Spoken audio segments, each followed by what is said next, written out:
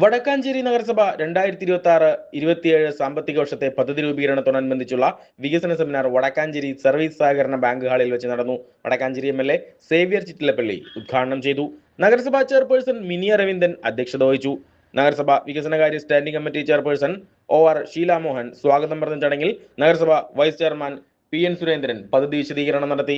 നഗരസഭ standing committee ചെയർമാൻമാരായ KP Madanan, സ്വപ്ന Sasi, PG Saneesh, ധന്യനിതിൻ, നഗരസഭ കൗൺസിലർമാർ, ആസൂത്രണ സമിതി ഉപാധ്യക്ഷൻ NK പ്രമോദ് കുമാർ, നഗരസഭാ സെക്രട്ടറി വിനീത് MK തുടങ്ങിയവർ പ്രസംഗിച്ചു.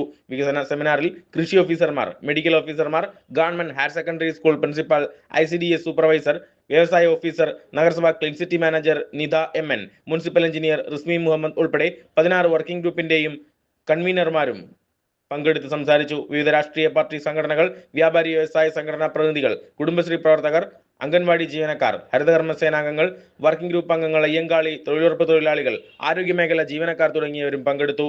സമ്പൂർണ്ണ ഭവന പദ്ധതിക്ക് വേണ്ടിയും വടക്കാഞ്ചേരി പുഴ സംരക്ഷണത്തിന്റെ ഭാഗമായുള്ള പദ്ധതികളും ഉൾപ്പെടുത്തിയിട്ടുണ്ട്.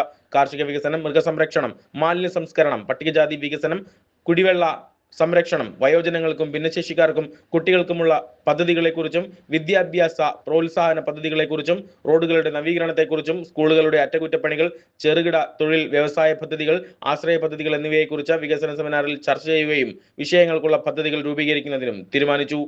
കൊണ്ടുപോകാൻ വേണ്ടി കഴിഞ്ഞു എന്നതാണ് യഥാർത്ഥത്തിലെ ഈ വികസന സെമിനാറിലെ പ്രധാനമായും നമുക്ക് കാണാൻ വേണ്ടി കഴിയും.